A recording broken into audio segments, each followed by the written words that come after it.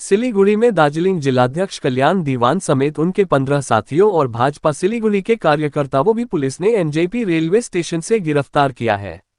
पश्चिम बंगाल पुलिस ने कल कोलकाता में भारतीय जनता पार्टी के नवान्ना चलो अभियान में हिस्सा लेने गए भाजपा दार्जिलिंग जिला समिति के नेताओं को सिलीगुड़ी जंक्शन से गिरफ्तार कर लिया है।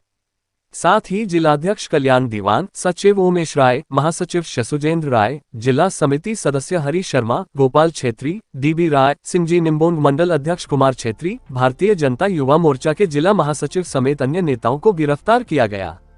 वहीं दूसरी ओर जानकारी मिली है कि पश्चिम बंगाल पुलिस ने एनजेपी रेलवे स्टेशन परिसर से भाजपा सिलीगुड़ी कार्यकर्ताओं को भी गिरफ्तार कर लिया है। इसका कड़ा विरोध जताते हुए भाजपा सिलीगुड़ी कार्यकर्ताओं ने प्रधान नगर पुलिस थाना के आगे विक्षोभ प्रदर्शनी भी किया है। घटना की जानकारी सिलीगुड़ी बीजेपी के मानिक अरोड़ा ने विस्तृत रूप में दी है।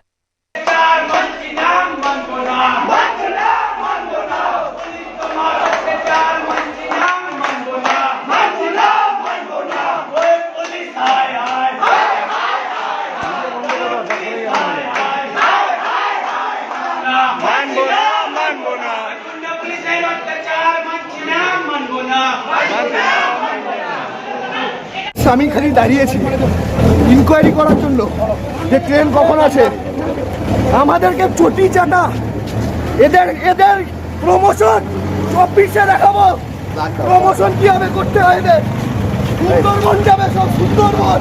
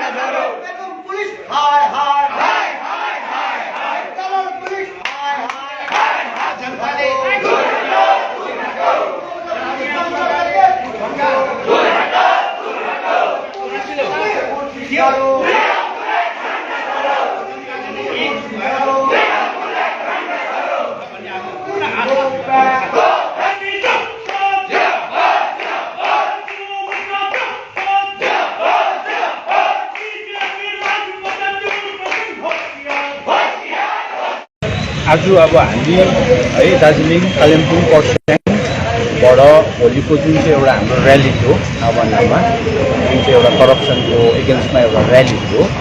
अब हाम्रो आज 8:30 बजीको एउटा ट्रेन थियो, तर हामीलाई सिलगढी जङ्सनबाट त्यो प्रोग्राम फेल गर्नुको लागि चाहिँ तपाईँको हामी सबैलाई डिटेन गरेर यहाँ प्रधाननगर थानामा ल्याइरहेको छ। अनि पुलिसको यो सक्रियता हुन्छ नि, गुन्डा बदमास या केही करप्सन जो आज हुँदैछ बङ्गालमा, हाम्रो यता क्षेत्रमा जो हुँदैछ त्यसको लागि भएको भए हामीले पुलिसलाई पनि समर्थन जनाउँछौँ। तर यो चाहिँ हाम्रो खालि कार्यकर्ता बिजेपीको नेताहरूलाई पक्रिनु, अन्त त्यो पनि there is no disaster management thing going on. With what power is the police detaining our leaders. यो चाहिँ किन हुँदैछ? यो चाहिँ हाम्रो के नर्थ कोरिया भएको छ? यो बङ्गाल हो, हाम्रो इन्डियाको एउटा पार्ट हो। यहाँ के डेमोक्रेसी छैन? डेमोक्रेसीले मर्डर गर्दैछ यो टिएमसीले सरकारले, अनि पुलिसले युज गर्दैछ। किन कार्यकर्ताहरूलाई, हाम्रो कार्यकर्ताहरूलाई को यिनीहरू सक्दैन? टिएमसीको क्याडर छैन, जनताले छुटेको छ, अब समर्थन छैन, अनि they are using the police to stop us. यो एकदमै निन्दनीय घटना हो। अनि हामी हेर्दैछु, आएको छु अब थानामा, यता हाम्रो सिलीगुडी थानामा पनि हाम्रो सिलीगुडीको जो डिस्ट्रिक्टको जो अरू हुन्छ नि कार्यकर्ताहरू, उनीहरूलाई पनि एरेस्ट गरेछ एनजिपीबाट, अरू ठाउँबाट हामीले खबर पाउँदैछु। राजुज्यूसित पनि बात भएको छ हाम्रो एमपीज्यूसित, अन्त एमपीज्यूले पनि भने जाऊ, कमिसनरले फोन उठाएको छैन। मेरो लिडर अफ अपोजिसन बङ्गालको शुभेन्दु अधिकारीज्यूसित पनि बात भयो, भर्खर बात भयो, उहाँले पनि भन्दैछ इज दिस नर्थ कोरिया? अनि हाम्रो के यो डेमोक्रेटिक राइट होइन? हामी चाहिँ एउटा सङ्गठन गर्दैछौँ, हामी चाहिँ के what we are we Taliban? Are we al-Qaeda के हो हामी के यो बङ्गालमा हामीलाई यस्तो हामीसित यस्तो व्यवहार गर्दैछ त्यो पुलिसको यो कामले हामीले एकदम के भन्छ पुरा जनताले हाँस्दैछ बङ्गालको पुलिसमाथि सबैले हाँस्छ किन they are doing things which are not in their power अनि we have to see in the future कि कसरी यो पुलिसको जो यो पावर छ जो एक्स्ट्रा पावर युज गर्दैछ कसरी हामी यो हुन्छ नि हाम्रो जो अमित शाहज्यू छ हाम्रो होम मिनिस्टरले कम्प्लेन गरेर कसरी यिनीहरूलाई ठिक गर्नुपर्छ यो हामी फ्युचरमा गरौँ त आज हेरौँ अहिलेसम्म चाहिँ कतिजना एरेस्ट भएको छ यता त हाम्रो त टोटल दार्जिलिङको हाम्रो जो अध्यक्ष छ सभापति छ उहाँलाई सुजेन्द्र दाय सबै हाम्रो भित्र छ यता हाम्रो सिलगढीको पनि जुन चाहिँ नेताहरू जङ्सनबाट ट्रेन चढ्नुको लागि सोच्दै थिए तिनीहरूलाई पनि एरेस्ट गरेको छ so this is very unfortunate and this is not democratic TMC सरकार जानु आँटेछ त जानु बेलामा यिनीहरू अहिले भोग्लाको छ के पनि गर्नुको लागि यिनीहरू they are using the police. Mirik police प्रशासन की ओर से मिरिक के डॉन बॉस्को स्कूल में आज साइबर क्राइम के खिलाफ जागरूकता अभियान चलाया गया है। जागरूकता कार्यक्रम में नागरिक समाज व पुलिस प्रशासन के अधिकारियों विशेष रूप से मौजूद रहे थे। कार्यक्रम में साइबर क्राइम के खिलाफ जन जागरूकता बयान प्रस्तुत किए गए जो वर्तमान हमारे समाज में बढ़ रहे हैं। उन्होंने कहा कि चूंकि नाबालिगों को विशेष रूप से साइबर बुलिंग का खतरा होता है इसलिए समय रहते इसके बारे में जागरूकता फैलाना अनिवार्य है। उन्होंने यह भी कहा कि समाज में इस तरह की घटनाओं को रोकने के लिए समय रहते सभी को जागरूक होना चाहिए और इस तरह के जागरूकता कार्यक्रम आयोजित करना चाहिए। प्रशासन के अधिकारियों ने भी प्रेस कॉन्फ्रेंस के जरिए कार्यक्रम की विस्तृत जानकारी साझा की है। सर का यही उद्देश्य है कि अभी जो साइबर क्राइम हो रहे हैं और ख़ासकर जो जुवेनाइल्स में जो काफ़ी सारे हैरासमेंट के केसेस और बुलिंग के केसेस सामने आ रहे हैं उसको मद्देनजर रखते हुए हम लोगों ने देखा है कि कई सारे देश के कई सारे हिस्सों में बहुत बड़े घटनाएं हो गए, दुखद घटनाएं हो गई। तो उसको ताकि हमारे डिस्ट्रिक्ट में ऐसा कुछ ना हो उसका मुहिम हमारे बड़ा साहब ने छेड़ रखे हैं। हम लोग उसी के ही सिपाही हैं, हम लोग वही काम कर रहे हैं बाखूबी कि हाँ ये आगे हमारे डिस्ट्रिक्ट में ऐसा कुछ ना हो ताकि हमारे जो बच्चे हैं खासकर जो छोटे बच्चे हैं जो स्कूल्स में पढ़ते हैं उनके साथ ऐसा कुछ ना हो और वो सेफ रहें और हमारे जो ड्यूटी है हम लोग उसको करते रहें। खासकर खाली बच्चे ही नहीं उनके जो टीचर्स हैं उनके जो पेरेंट्स हैं उनके तरफ से भी काफ़ी बार हम लोगों ने देखे हैं काफ़ी सारे कंप्लेंट्स आते हैं कि बैंक फ्रॉड हो गया है, नौकरी के नाम में बहुत सारे घटनाएं होते रहते हैं दार्जिलिंग में, वो सब ना हो यही हमारे बड़ा साहब का कोशिश है एसपी साहब। और इसी के लिए आज यहाँ पे हमारे जो साइबर काउंसी है रॉन्जोन दुबई वो यहाँ पे हैं और इसने पूरे जो हमारे जो प्रोग्राम है कार्यक्रम है उसके बारे में पूरा एक्सप्लेन किया। उसके टीम में सौरभ भी है जो एक एक्सपर्ट है, उसने भी बहुत सारे इश्यूज़ हैं उसको सामने लाए और डिस्कस किए और यही हमारा उद्देश्य। और हम लोगों ने यहाँ पे आज रंजन का नंबर भी शेयर किया, थाना का नंबर भी शेयर किया और रंजन ने जैसे बताया कि 1093 जो है 1930 है उसका नंबर उसने शेयर किया और उसने वेबसाइट भी दे रखा है जहाँ पे साइबर क्राइम का जहाँ पे हम लोग ये कर सकते हैं कंप्लेन जो है वो कर सकते हैं और without being further harassed. So this was our initiative to control the cyber crime as much as possible and to spread the awareness among the kids and the parents and teachers also. School awareness programme चलाने की सोच रहे हैं? Exactly, it's a district initiative.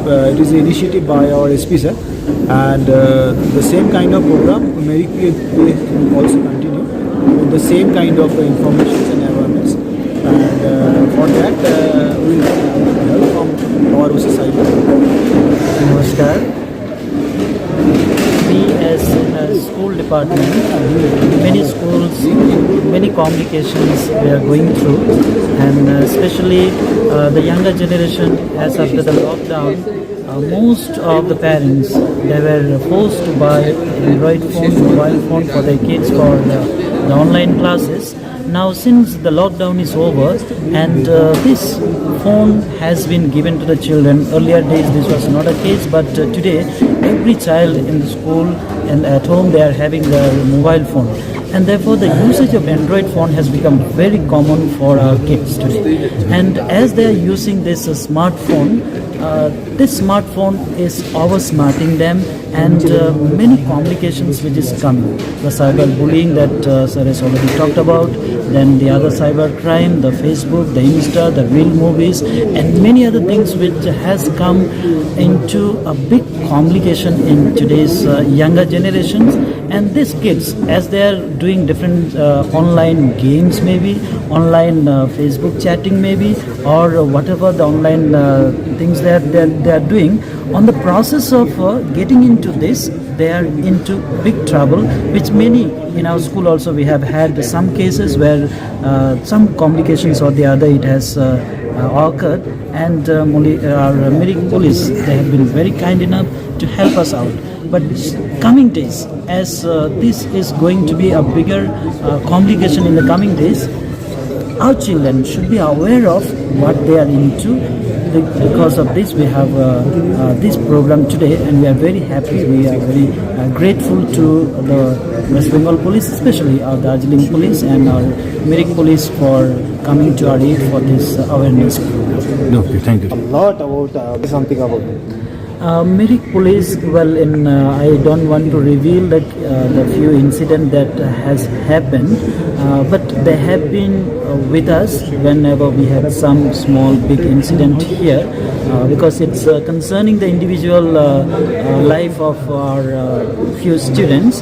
That's why we don't want to reveal those names, but they have come out of the way during even later part of night whenever we had called them, and they have been always with us for helping in this issue called cyber. Helpline है तो 1930, यहाँ पर आपको call करना है, उसके बाद आपको WhatsApp में सब कुछ डिटेल्स देना है। अगर वहाँ पर अगर आपको शक हो रहा है तो cybercrime.gov.in, वहाँ पर जाके आप पूरा डिटेल्स फॉर्म है वहाँ पर फिलअप कीजिए, जो स्क्रीनशॉट है सब कुछ दीजिए, आपको वो रिजॉल्व करेंगे। लेकिन इसमें टाइम लिमिट है, अगर आपने देरी किया 24 घंटा के ऊपर हो गया तो आपका पैसा पाने का चांसेस है कम है, जितना देरी होगा उतना। सो आई रिक्वेस्ट, किसी के साथ ऐसा ऑनलाइन फ्रॉड हुआ है तो काइंडली पहले जाके वहाँ पर कीजिए, रजिस्टर कीजिए, कंप्लेन कीजिए, फिर हम लोग के पास आ जाएगा, हम लोग विल सॉल्व इट। शहीदों के परिवार को मिली GTA में सरकारी नियुक्ति। 2007 से अब तक की गोरखालैंड आंदोलन के दौरान शहीद हुए परिवार के 13 सदस्यों को GTA द्वारा सरकारी नियुक्तियां दी गई हैं, और उन 13 लोगों में रेलिंग कैजले के शहीद महेश गुरुंड के भाई शिव गुरुंड को रेलिंग हाई स्कूल के प्राचार्य एसके मोक्तान के हाथों से बहुमूल्य नियुक्ति मिली है। इस अवसर पर BGPM भारतीय गोरखा प्रजातांत्रिक मोर्चा के रेलिंग शाखा के महासचिव रंजीत खवास और शाखा अध्यक्ष संजीव राय ने इस महत्वपूर्ण कार्य के लिए क्षेत्रीय सदस्य सतीश पोखरेल और GTA अध्यक्ष अनित थापा का आभार व्यक्त किया है। 2017 यता जुन गोर्खाल्यान्ड आन्दोलनमा शहीद बने उहाँका परिवारहरूलाई गोर्खाल्यान्ड क्षेत्र प्रशासन साथै भारतीय गोर्खा प्रजातान्त्रिक मोर्चाको पहलमा जुन 7 तारिक सेप्टेम्बर 2022 को दिन जम्मा 13 जनालाई ग्रुप C अनि D मा एपोइन्टमेन्ट लेटर दिनुभयो, एपोइन्टमेन्ट गर्नुभयो र यो कार्यको निम्ति हामी रेलिङ कैजले समष्टि अधीनस्थ रेलिङ शाखामा पनि एकजना शहीद बन्न पुगेको हुँदा स्वर्गीय शहीद महेश गुरुङको दाजु शिव गुरुङलाई भारतीय गोर्खा प्रजातान्त्रिक मोर्चा पार्टी साथै गोर्खाल्यान्ड क्षेत्र प्रशासनले रेलिङ हायर सेकेन्डरी स्कुलमा जुन नियुक्ति दिनुभएको छ र यो कार्यको निम्ति हामी रेलिङ शाखा हामी अत्यन्तै खुसी छौँ र यस उदाहरणीय कार्यको निम्ति क्षेत्रीय सभासद आदरणीय सतीश पोखरेलज्यू साथै गोर्खाल्यान्ड क्षेत्र प्रशासनका कार्यपाल आदरणीय अनित थापाज्यूलाई हामी पार्टीको तर्फबाट धेरै धेरै धन्यवाद टक्राउन चाहन्छौँ। र आज विशेष रेलिङ उच्चतर माध्यमिक विद्यालयको